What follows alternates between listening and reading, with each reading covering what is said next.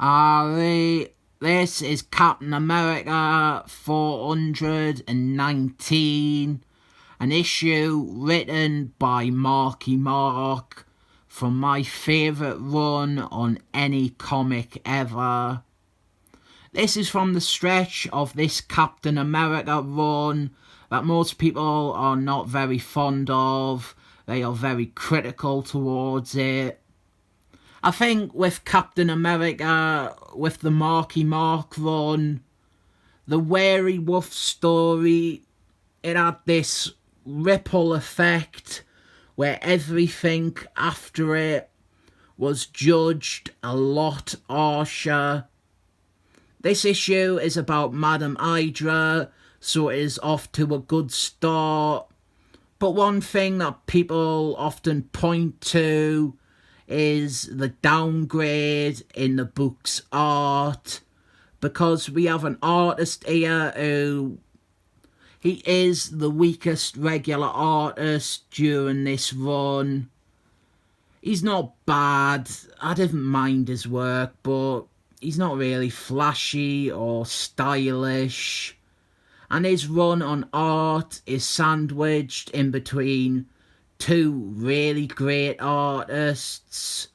Before this, we had Ron Lee, that is Stanley Lee's little brother. And then after this, we have Dave Edgar Hoover, that is not Stanley Lee's little brother. I think I am going to look at these issues from just before Dave Edgar Hoover takes over the art.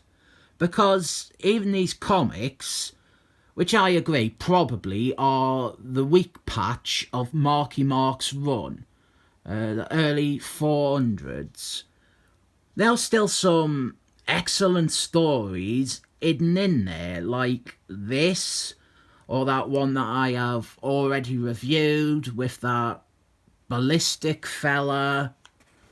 Another thing is, if I do start looking at these comics, you'll notice stuff like this here. The bottom staple came loose ages ago, and I have had to use tape to keep the comic attached to the cover. Most of my Marky Mark Captain America issues, they are falling apart like this because I have read them so much. I hinted at, or flat out told, the plot of this story in my review of that Punisher comic. Red Skull Man, he had formed an alliance with Madam Hydra, and now he has come to realise that the two of them have very different philosophies. He actually does a better job of explaining it than I ever could. He goes, I believe in fomenting chaos in order to bring about a new order, while you believe in fomenting chaos for the sake of chaos. So Red Skull Man, he has decided to sever ties with Madam Hydra, and he has secretly hired Silver Savile to go and capture her. Silver Savile, she is like Dog the Bounty Hunter, but with breasts and less racist views. She has been paid to deliver Madam Hydra to Red Skull Man, and she doesn't know that her employer is Red Skull Man. Captain America, he has gotten involved, and he knows that it is Red Skull Man who is after Madam Hydra. He informs Silver Savile about this, and him and Silver Savile, they decide to use Madam Hydra as bait to try and catch Red Skull Man. And I would just let her bite me here. And how she would poison us and I would die. but it would be worth it. I would die with a icky from Madam Hydra. That is a good death. They deliver her to the drop-off site and she is collected by one of Red Skull Man's hired goons. A new version of Jeff Bridges from Iron Man 1. This guy, this version of Jeff Bridges, he only appears in this issue and it's never explained who he really is. But he has been sent by Red Skull Man to actually kill Madam Hydra. Maybe this was meant to be like his initiation test or something. There's some good writing here with Red Skull Man. He is taunting Madam Hydra over a video monitor. Madam Hydra, she has this super evil plan that she has already set in motion. And Red Skull Man, he wants to stop her evil plan because he thinks it'll get in the way of his own evil plans. Madam Hydra, honestly, she is beautiful. I would sell out all of my ideals to become a sex slave. And then Jeff Bridges, he breaks Madam Hydra's leg, and then he is about to break the other one when she is saved by her own squad of operatives. And most of these are in the style of the writer, Marky Mark. Fucking obscure. They all come from odd Marvel comics. And other than Sliver here, who is a member of the Brotherhood / Mutie Force / the Resistance. And then earlier in this run, Madam Hydra's second iteration of the Serpent Squad. I cannot really remember where the other three come from. This guy up here, I didn't know where he first appeared, but I do know that he is also in another Marky Mark comic. He is in Kazar issue 41. He fights Captain Marbles, the real one, Monica Rambeau. And this guy here, I think he is from Avengers 131. He was a member of a Chinese-Russian super team who fought the Avengers. And this last guy, I didn't recognise at all. I think he might be like one of the background super-powered wrestler guys from Marky Mark stuff. Or maybe he's a member of Power Tools. I don't know.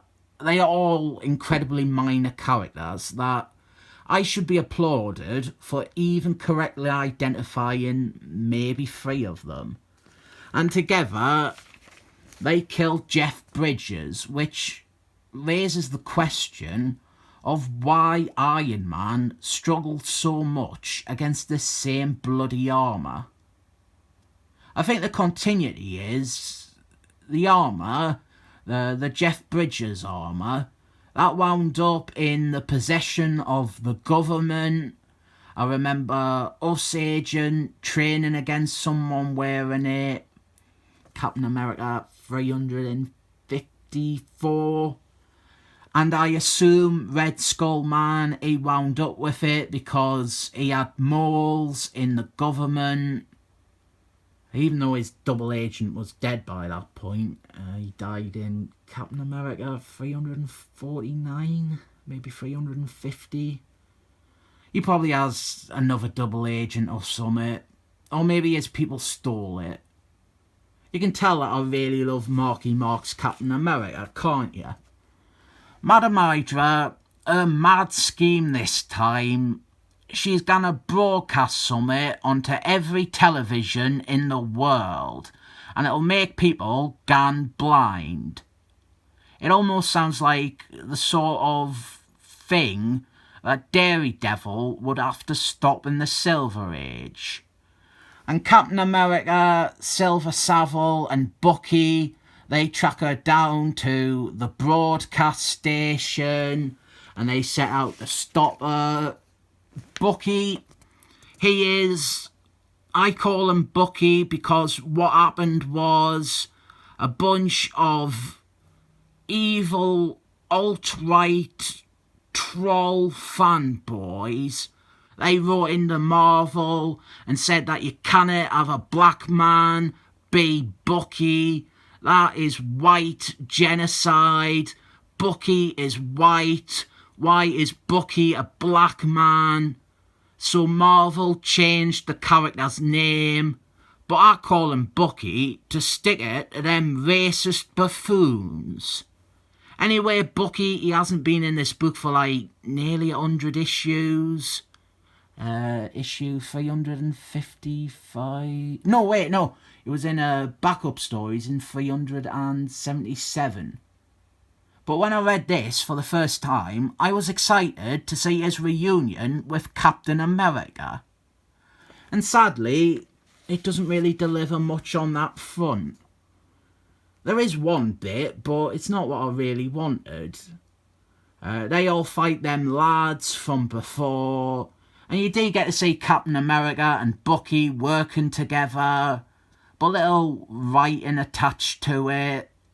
I want character moments. I want Captain America to be like, "It has been a while, hasn't it, Bucky?" Or something like, "You have come a long way, son." Bucky is not his son, but Captain America, he usually calls people son. It might be a sign of early dementia. He thinks that everyone is his son. Here is that bit that I was talking of. Bucky, he thinks to himself how this is his chance to show Captain America how much experience that he has now. There's no payoff to it. Captain America doesn't congratulate him or compliment him. Here is Captain America with a big arse motherfucking gun. Boom! Move over, Robert Liefeld, man. There's a new game in town.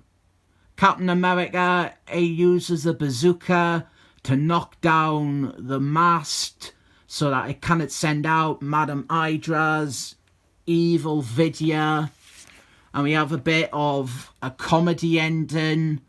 Madame Hydra, she doesn't realise that the heroes have knocked out the transmitter, and she thinks that she has been successful and what she wanted to send out has been broadcast, and now everyone in the world is blind.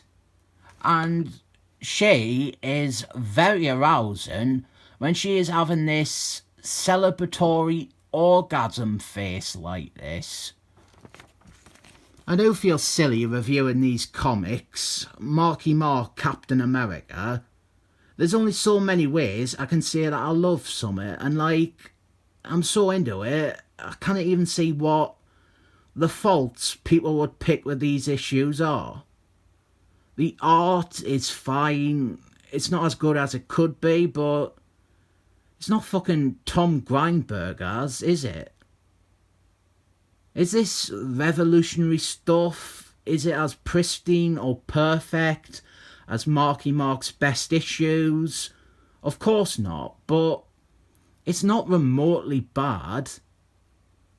I do point to that Wary Wolf story, and I agree that it is not good, but I think everything after that has been unfairly dismissed as being at that same level.